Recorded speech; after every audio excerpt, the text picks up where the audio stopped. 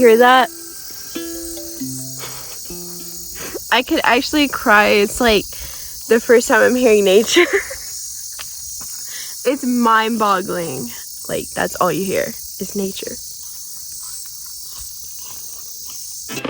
Before heading up higher up in the mountains, we stopped at Santa Rosa Lake State Park just to give my truck a little bit of a break from towing. This park is in a desert landscape sitting at 4,800 feet elevation. And while it's not a final destination, I was just so happy to be back on the road and feeling so free again. But of course, it wouldn't be RV life without a couple mistakes. So I accidentally booked a dry campsite. I was planning on having hookups because it's hot here in the daytime and we need the AC. It can get up to like 90s, so. But honestly, it's not too bad here because it's windy all the time and the heat is dry, so it never feels that hot like it actually is. And then at nighttime it's really cool, so it's fine without the AC. But definitely hotter than we'd like without AC. We've just been making it work. What we've been doing is going to this really cool place. It's called the Blue Hole. Yeah, it's called the Blue Hole. The Blue Hole is a natural swimming hole that is a constant 61 degrees and 81 feet deep, offering the perfect respite from the heat. The crystalline water gives off a beautiful blue color and comes from underground cave passages and renews every 6 hours. We swam here almost every single afternoon and stayed until sunset. Our absolute favorite part was swimming all the way around the lake and underneath the limestone caverns to explore the cave formations. We also spent a long time exploring the nearby creek where the water lets out and catching and releasing the cutest little crawfish with some friends that we made. Oh my god! JJ, come here! He caught it! Mom.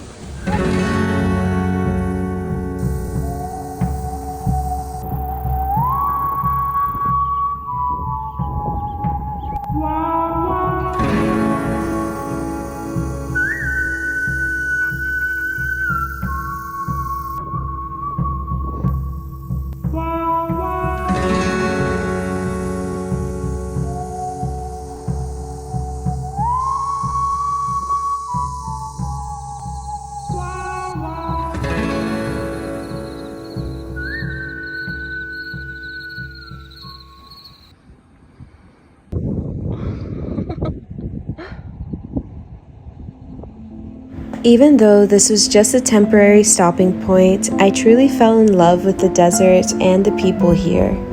But the mountains were calling, so we headed northwest to the Sangre de Cristo Mountains, aka the Southern Rockies, and it's safe to say I was freaking out, but in a good way. Bro, what? I can't believe this is real life.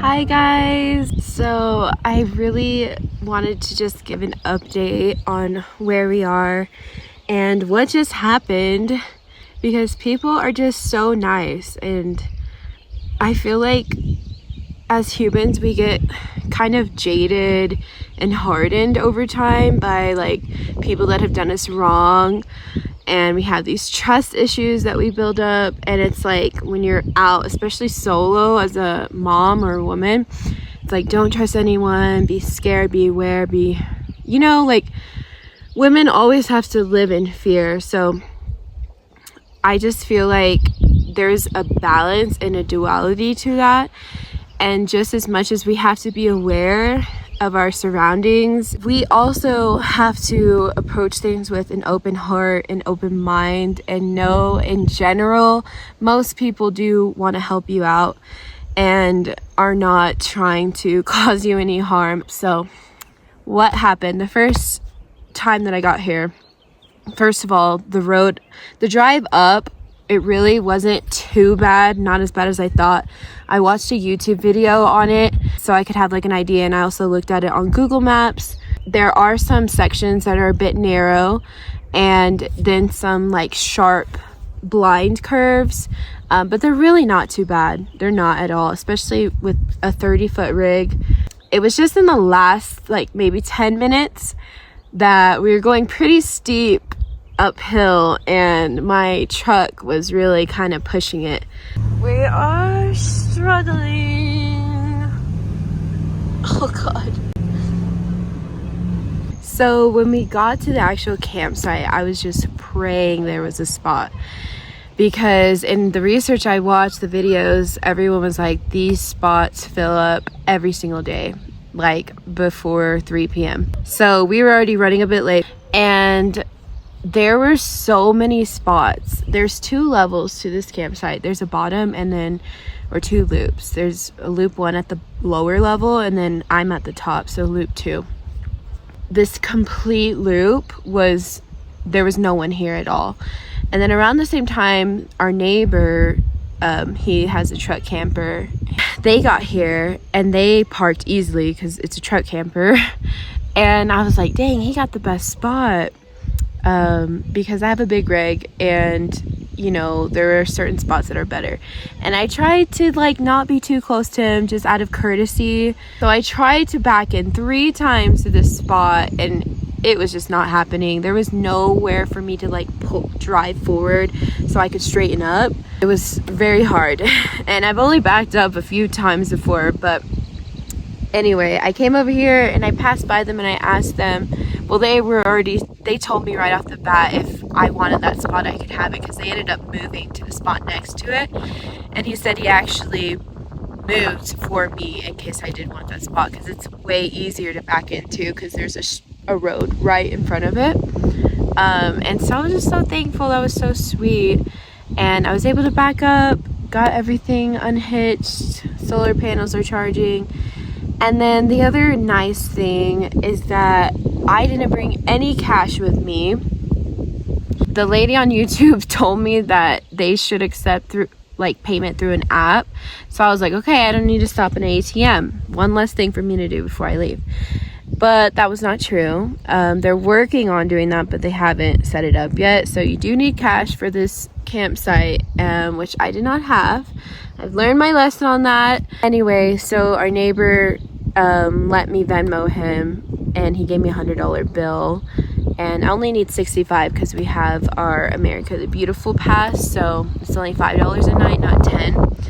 And then I went around and asked other campers if they had change, and they gave me change, and they also gave me a couple water gallons that they weren't going to use anymore because they were leaving. So that was really nice, and I just love humans, and they're just the cutest when they come together and help each other. And yeah.